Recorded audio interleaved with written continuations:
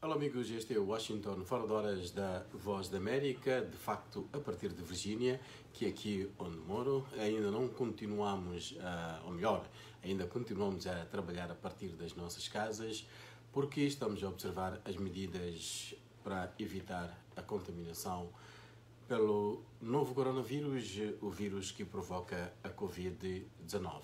Temos espaço para as nossas notícias. Em destaque neste Washington fora de horas deste 5 de agosto de 2020, em Beirute continua a busca por sobreviventes da explosão em armazém portuário.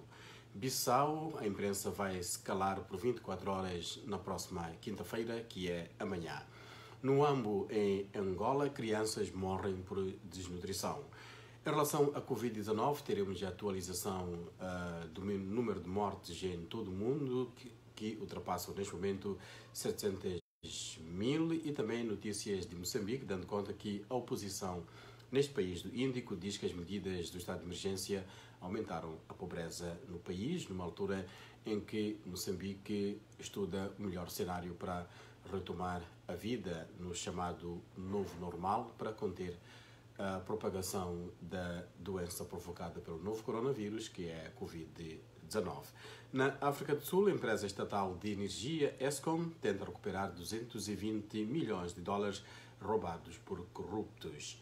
Estes e outros temas irão estar em destaque nos próximos 30 minutos aqui na Voz da América, neste Washington fora de horas, comigo, Amâncio Miguel. Um grande abraço ao Eudino Lu, que consegue ser o primeiro a mandar um sinal nesta quinta-feira, e ele diz salve voa. Nós também retribuímos salve Eudino. Vamos para já as notícias, começando aqui nos Estados Unidos. A Casa Branca e os líderes democratas no Congresso reúnem-se mais uma vez hoje para tentar encontrar um acordo em torno do pacote financeiro, o novo pacote financeiro para desempregados, na sequência da paralisação da economia norte-americana. O secretário do Tesouro, Steven Mnuchin, admite que a proposta pode ser votada no Congresso na próxima semana. Mais notícias, antes de irmos a Angola e Moçambique, Cabo Verde e Guiné-Bissau, vamos agora a Beirute. Equipas de resgate libanesas continuam a cavar destroços de prédios nesta quarta-feira em busca de sobreviventes após uma grande explosão num armazém causar 100 mortos e deixar 4.000 pessoas feridas. As autoridades disseram que a contagem deve aumentar após a explosão de terça-feira num armazém portuário que guardava materiais altamente explosivos. A explosão foi a mais poderosa a atingir Beirute, uma cidade ainda com cicatrizes da guerra civil de 3 décadas atrás e com impacto económico grave, e também pelo aumento de casos de coronavírus naquela cidade. O presidente do Líbano, Michel Aoun, disse que 2.750 toneladas de nitrato de amônio usado em fertilizantes e bombas estavam armazenadas há 6 anos no porto sem medidas de segurança. A publicação Ship Arrested, uma rede de setor que lida com casos legais, disse no relatório de 2015 que o navio Rovus, que navegava sob uma bandeira da Moldávia, atracou em Beirute em setembro de 2013, quando teve problemas técnicos ao navegar da Geórgia para Moçambique com as 2.650 toneladas de nitrato de amônio.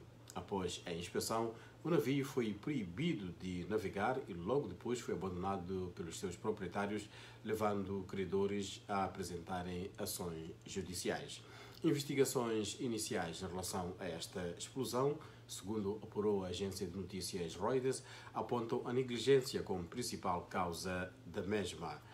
E também em relação a esta investigação, o presidente do Líbano disse à população que o governo está determinado a investigar e a expor o que aconteceu assim que possível, além de responsabilizar os culpados e negligentes, impondo a eles punição mais severa. Uma autoridade com conhecimento de investigações preliminares citou, tal como disse, a negligência como causa do incidente. Os cidadãos libaneses e os comuns culparam os políticos que supervisionaram décadas de corrupção estatal e má gestão que levou o Líbano a uma crise financeira, que agora viu esta explosão a matar 100 pessoas e a ferir 4.000 pessoas, e especialistas ainda afirmando que depois da limpeza de todos os destroços poderão encontrar mais vítimas. Vamos agora a Guiné-Bissau. Os órgãos de comunicação social deste país lusófono da África Ocidental vão paralisar as suas atividades a partir desta quinta-feira durante 24 horas em protesto contra a vandalização da Rádio Capital FM no passado dia 26 de julho. A paralisação visa também instar as autoridades a prosseguirem com a investigação com vista a responsabilizar os que vandalizaram a Rádio Capital FM. Em entrevista à Voz da América, o presidente do Sindicato de Jornalistas e Trabalhadores da Comunicação Social da Guiné-Bissau, a presidente neste caso, Indira Correia Baldé, assegura que a sua organização quer, com o protesto, alertar a sociedade para a necessidade de atos de género não voltarem a repetir e que nenhum jornalista seja perseguido na Guiné-Bissau.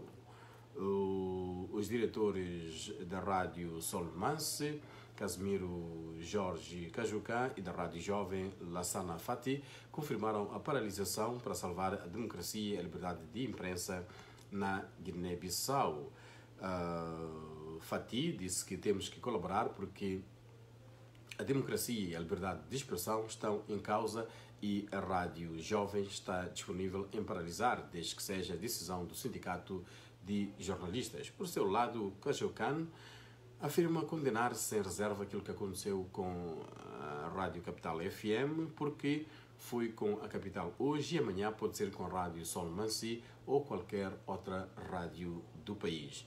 As instalações da Rádio Capital FM, uma rádio privada com sede em Bissau, a capital, foi assaltada na madrugada do dia 26 de julho por homens armados não identificados que trajavam uniformes da Guarda Nacional e que destruíram equipamento e deixaram praticamente em ruína os estúdios e instalações daquela rádio. E já temos reações dos nossos amigos em Bissau a também mandarem algumas notas. Infelizmente, hoje o meu outro telefone está sem carga porque as crianças estão de férias e brincam com o telefone. Grande desculpa que eu arranjei para não ter esta interação com os nossos amigos, mas vou conseguindo ver ali que temos um amigo de Bissau que diz força voa e também o Mário da Silva que diz força. Voltando à notícia, a Rádio Capital FM é parceira da Voz da América e transmite a nossa emissão em português. A Voz da América transmite todas as semanas o programa Angola Fala Só, à sexta-feira. O Angola Fala Só desta semana terá ao microfone o jurista e assessor do Executivo de Cabinda, Carlos Veiga. Iremos falar dos planos do governo para a descentralização. O programa será gravado, mas a sua participação é essencial. Envie as suas perguntas agora através dos canais habituais que usa para entrar em contato com a Voz da América. Falamos de Angola Fala Só, vamos já de imediato passar às notícias de Angola. O advogado Sebastião Assurreira está detido desde as 12 horas de segunda-feira, dia 3, na unidade policial de Talantona e acusa o comandante provincial de Luanda, Eduardo Cerqueira, de receber ordens do general Julião Mateus Paulo, conhecido por Dilma Trosse, para o encarcerar. Cerqueira nega estar por detrás desta detenção. Sebastião Assurreira, com carteira passada pela Ordem de Advogados de Luanda, afirma ter sido detido por ordens do comandante provincial de Luanda, Eduardo Cerqueira. O advogado, que se encontrava num terreno no bairro Patriota no momento em que guardas fiscais agrediram algumas camponesas, diz ter sido processado por alegadamente desviar 3 contentores e formação de quadrilha. Em entrevista à Voz da América, o comandante provincial de Luanda, o comissário-chefe Eduardo Cerqueira, nega estar por detrás desta detenção. Mais informações da nossa emissão de rádio a partir de 18 horas de Luanda, nesta quarta-feira, 5 de agosto. Cerca de 150 crianças já morreram este ano devido à má nutrição, no total de 1.375 casos notificados na província angolana do Huambo, disse a supervisora provincial da nutrição. Carmen Massovella revelou que foram registrados no primeiro semestre 148 óbitos, um aumento significativo em comparação com o mesmo período de 2019, altura em que perderam vida 95 crianças de má nutrição. Massovella, citado pela agência de notícias de Angola, ANGOP, atribuiu ao aumento do número de casos à diminuição das ações de controle e prevenção por parte das comunidades e a demora na procura de tratamento. Também relacionado a Angola, a Procuradoria-Geral do país recusou um novo pedido de extradição do cidadão luso-angolano Guilherme de Oliveira Taveira Pinto, alegadamente envolvido nos esquemas de corrupção em negócios entre companhias espanholas e o governo de Luanda, mas disse estar disposto a investigar o caso em Angola. Taveira Pinto é alvo de um mandato de captura emitido por Espanha por envolvimento em ações de suborno e corrupção em contratos de venda de material à polícia angolana por parte da companhia espanhola Defex e na construção do mercado de abastecimento em Luanda, a capital, pela empresa espanhola Mercasa. Ambos negócios custaram à Espanha e Angola centenas de milhões de dólares. Depois de Angola, vamos a Moçambique. 6 dias depois do presidente de Moçambique, Filipe Nyusi, ter submetido ao Parlamento o informe sobre os 120 dias de estado de emergência, os deputados da oposição não concordaram ontem com a Frelimo no poder, que considera que o governo conseguiu controlar a pandemia da Covid-19. O porta-voz da bancada da Frelimo disse que houve um grande esforço efetuado pelo governo logo que a situação eclodiu. Ele disse que o presidente, junto com o seu governo, tiveram de avançar com medidas extraordinárias para que a situação no país não se tornasse catastrófica. No entanto, a bancada do Movimento Democrático de Moçambique considera que as medidas adotadas pelo governo não foram assertivas, sendo prova disso o aumento de níveis de pobreza no país, tal como disse o porta-voz deste partido no Parlamento, Fernando Bismarck. Bismarck, este antigo jornalista, disse que as medidas económicas anunciadas pelo governo não produziram os resultados desejados e disse que, do ponto de vista da assistência social, durante os 120 dias, Moçambique assistiu a mais pobreza porque milhares de famílias perderam o seu sustento. A Renamo, que é o segundo partido em termos de votação, mostrou-se preocupada com a falta de clareza em relação às empresas que beneficiaram da contratação direta para realizar obras de melhoria das condições sanitárias de escolas públicas, com o porta-voz Arnaldo Chalaua a exigir mais detalhes. Ainda sobre Moçambique, o Conselho de Ministros aprovou a proposta de lei de gestão de risco de desastres e vai a Parlamento com caráter de urgência. Com a nova lei, fica extinta a lei de gestão de calamidades que o Executivo notou que não abordava pandemias. E ainda hoje o presidente Filipe Jacinto Nyusi vai novamente falar à nação, certamente com algumas indicações sobre a problemática da Covid-19. Nesta semana, o programa Angola Fala Só, aqui da Voz da América, terá ao microfone o jurista e assessor do Executivo de Cabinda, Carlos Veiga. Em debate, planos de governo para a descentralização. O programa será gravado, mas a participação do nosso amigo ouvinte é essencial. Daí que convidamos-lo mais uma vez a mandar as suas questões através do e-mail, através do WhatsApp e mesmo aqui no nosso Facebook, porque aceitamos perguntas. De Angola, Moçambique, Estados Unidos, voltamos aos Estados Unidos via Cabo Verde. O Tribunal de Relação de Barlavento, em Cabo Verde, decidiu pela extradição do colombiano Alex Saab para os Estados Unidos, onde vai ser julgado por 8 crimes, sendo um de conspiração para cometer lavagem de dinheiro e 7 de lavagem de instrumentos monetários. O advogado João do Rosário, um dos membros da equipa de defesa de Saab, confirmou a decisão à Voz da América e garantiu que a defesa vai recorrer ao Supremo Tribunal de Justiça. A decisão foi tomada na sexta-feira, dia 31 de julho, mas a defesa foi informada apenas ontem, dia 3 de agosto. O advogado disse: estamos a avaliar ainda, mas necessariamente teremos de interpor recurso nessa decisão, que esperava que a fundamentação fosse mais sólida, porque a forma como está feita não agrada, a afirmação do advogado Rosário. A defesa tem 10 dias para recorrer e João de Rosário garante que vamos até as últimas instâncias. Alex Saab, recordamos, considerado enviado especial pelo governo da Venezuela, foi detido a 12 de junho em Cabo Verde, a caminho do Irão, onde, segundo Caracas, iria negociar a compra de produtos e bens para o seu país. Ele foi detido a pedido dos Estados Unidos, que acusam de vários crimes, como a lavagem de mais de 350 milhões de dólares em bancos americanos. Mais uma saudação a um dos nossos amigos. Hoje as saudações, a interação não está das melhores. O Gervásio Martins diz olá, voa.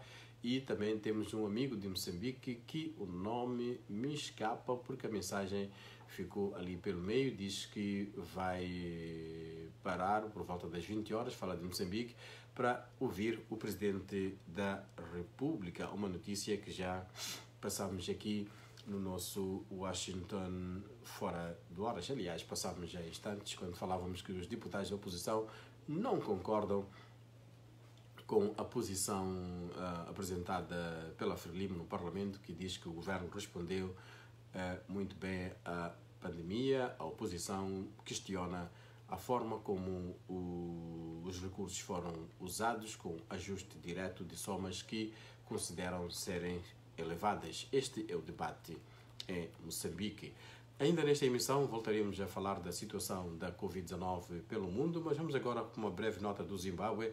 O vice-presidente deste país, Constantino Chiwenga, foi nomeado ministro da Saúde, segundo disse a presidência, um mês depois do seu antecessor ser demitido por acusações de corrupção relacionadas a kits de teste de coronavírus.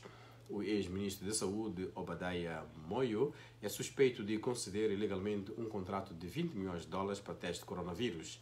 Ele foi preso em junho e foi libertado sob fiança até o seu julgamento. O Zimbábue registra até agora 4.075 casos de coronavírus, incluindo pelo menos 80 mortes, embora se acredite que esses números sejam subestimados devido à falta de testes. A pandemia aumentou a pressão sobre um sistema de saúde à beira do colapso, com escassez de medicamentos, equipamentos básicos e equipas sobrecarregadas e mal pagas. A maioria dos hospitais públicos do Zimbábue não possui chefes administrativos após a demissão em massa o mês passado, como parte do exercício de reestruturação, logo após o ex-ministro Obadiah ser demitido. A concessionária estatal de energia da África do Sul, Eskom, disse que intimou os seus ex-chefes numa tentativa de recuperar 220 milhões de dólares que alega ter sido desviados da empresa em negócios corruptos. A medida visa uma dúzia de ex-executivos da Eskom, bem como a rica família Gupta, que foi acusada de inúmeras transações corruptas com o ex-presidente Jacob Zuma e de receber contratos governamentais favoráveis. A Eskom, a maior empresa de eletricidade da África, tornou-se sinónimo de alguns dos piores escândalos de corrupção da África do Sul durante a presidência de Jacob Zuma. Sob Zuma, um enorme escândalo de corrupção, conhecido como captura estatal, supostamente viu milhões de dólares desviados por agências governamentais e estaduais, concedendo contratos fraudulentos a empresas favorecidas em troca de suborno. O governo elogiou a decisão da Eskom. Ainda na África do Sul, 3 províncias consideradas principais focos do coronavírus viram reduzir o número de novas infecções nas últimas semanas, embora seja muito cedo para dizer se o pico do país passou, disse o ministro da Saúde, Zweli Mkhize, nesta quarta-feira. A África do Sul tem o 5º maior número de infecções do mundo, com casos passando de 500 mil no fim de semana, apesar de um bloqueio rigoroso desde o fim de semana. O centro financeiro Gauteng, Western Cape e Eastern Cape têm aumentado os casos acentuados há meses, com casos totais em aproximadamente 183 mil em Gauteng, que inclui Joanesburgo e Pretória, 97 mil em Western Cape, a cidade do Cabo, que é o principal centro desta província, e 80 mil em Eastern Cape, que inclui a cidade de Port Elizabeth. Mkhize disse que nas províncias de KwaZulu-Natal e Free State foi registrada uma subida de casos e que o não cumprimento de medidas básicas, como o uso de máscaras, pode complicar ainda mais a situação naquele país. Dizia antes que teremos uma atualização sobre o novo coronavírus. A nota diz que o número de mortos provocadas pela Covid-19 no mundo ultrapassou a marca de 700 mil nesta quarta-feira, de acordo com uma contagem da Reuters, com Estados Unidos, Brasil, Índia e México liderando as altas nos óbitos. Quase 5.900 pessoas morrem a cada 24 horas de Covid-19 em média, de acordo com os cálculos da Reuters, baseados em dados das últimas 2 semanas. Isso significa que 247 pessoas morrem pela doença por hora, ou uma pessoa morrendo a cada 15 segundos. Vamos agora, quando caminhamos para o final deste nosso Washington Fora da Hora, está ali a Ana Guedes, diz boa tarde, boa noite, pessoal, internauta, amigo da VOA, em português, depois diz reticências. Um grande abraço, Ana Guedes, continue a assistir o nosso Washington Fora da Hora, mas também a preparar algumas peças para a nossa emissão de rádio, a emissão vespertina, que começa às 18 horas de Angola, às 19 horas de Moçambique, às 17 horas de Guiné-Bissau e São Tomé e Príncipe e às 16 horas de Cabo Verde. Mas a emissão, como está online, pode ser vista a qualquer momento, aliás, pode ser ouvida a qualquer momento, falando concretamente da emissão de rádio. Em relação ao Washington Fora da Hora, está disponível no nosso YouTube e também aqui no nosso Facebook. A Voz da América tem também uma presença digital no Twitter, no Instagram, isso para não esquecer, este que é o Facebook. E falando de presença digital, vamos agora àquilo que é o Trending, a rubrica que é preparada por Mayra de La Salette. Começamos pelo Twitter. O tópico mais quente das primeiras horas deste 5 de agosto é Oprah. A guru da mídia estreou um novo programa na Apple TV que se chama The Oprah Conversation, em conversa com a Oprah, será? O primeiro episódio foi dedicado à questão do racismo aqui nos Estados Unidos. A conversa, naturalmente controversa entre negros e brancos durante o programa, gerou uma onda de indignação contra Oprah Winfrey no Twitter, com a comunidade desta rede social a acusar Oprah Winfrey de racismo.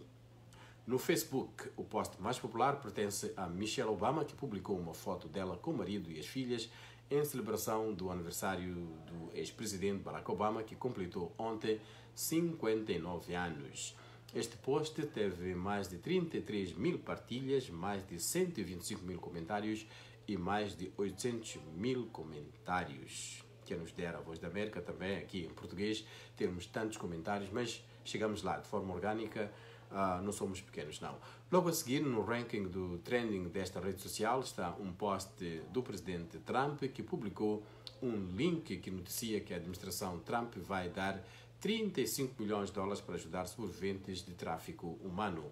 Este post também tem uma boa visualização. Conta com mais de 175 mil partilhas, mais de 27 mil comentários e ultrapassou os 500 mil comentários. A administração Trump vai dar 35 milhões de dólares para ajudar sobreviventes de tráfico humano. No Instagram, 2 jovens competem na liderança do trending, do que está a bater. A cantora Selena Gomez publicou um anúncio de que a sua nova linha de produtos de beleza vai ser lançada em setembro. Bom, espertinha. E a social media influencer, pessoas que têm uma presença que influencia as outras, que ditam também aquilo que passa nas redes sociais, e empresária Kylie Jenner anunciou também o lançamento da sua linha de produtos de beleza que estará disponível no mercado em 2 dias. Na semana passada foi Rihanna, agora Selena e Kylie, pelo que se vê aqui um padrão de tendências, aproveitamento de redes sociais para colocar os seus produtos, pelo menos entra dinheiro nas suas contas. No motor de pesquisa Google, o tema mais procurado é a explosão na capital do Líbano, Beirute. Uma grande explosão atingiu a área portuária da capital libanesa na terça-feira, percorrendo várias partes da cidade e causando danos generalizados. A fumaça foi vista até em países vizinhos como o Chipre. Milhares de pessoas ficaram feridas e há até o momento o registro de uma centena de mortos e 4.000 feridos, com especialistas já afirmarem que depois de limparem os destroços poderão descobrir mais corpos. Recordar que a substância que provocou o incêndio, pelo menos até agora, estava armazenada, e isto depois de um navio em 2013 que tinha o destino a Moçambique ter sido impedido de seguir por razões técnicas. No YouTube, o vídeo de clipe de Punan, do rapper Tekashi 69, Tekashi 69 continua a subir. Em 3 dias registra 42 milhões de visualizações. E no nosso site da Voz da América, o que é que está a bater? A notícia de Moçambique, que dá conta que há impressões digitais do Estado Islâmico em Cabo Delgado, diz responsável militar americano. Outra notícia também que está a ter muita aceitação no nosso site é: organizações não governamentais acusam o presidente moçambicano de falta de transparência. Recordar, já a marcar o ponto final a este nosso Washington Fora de Horas, que nesta sexta-feira o nosso convidado no programa Angola Fala Só é o jurista e assessor do executivo de Cabinda, Carlos Veiga. Em debate teremos o tema Planos do Governo para a Descentralização. Recordar que nestes dias o programa Angola Fala Só é gravado. A sua participação é essencial, daí que convidamos-lo a mandar as suas questões para as plataformas habituais, para o nosso WhatsApp, para o nosso Facebook, colocando a sua questão, que será tomada a peito pela nossa produção, e nós iremos, evidentemente, colocar esta questão ao nosso convidado deste Angola Fala Só da Voz da América, que será na próxima sexta-feira. Estivemos aqui juntos durante 30 minutos. Um grande abraço. Vou sair, vou continuar com outros afazeres. Voltamos-nos a encontrar daqui a, sensivelmente, 3-4 horas, quando começar a nossa emissão vespertina de rádio. Um grande abraço em nome da equipa da Voz da América. Eu sou o Amâncio Miguel. Amanhã estará aqui a Ana Guedes para mais um Washington Fora de Horas. Um grande candando para todos.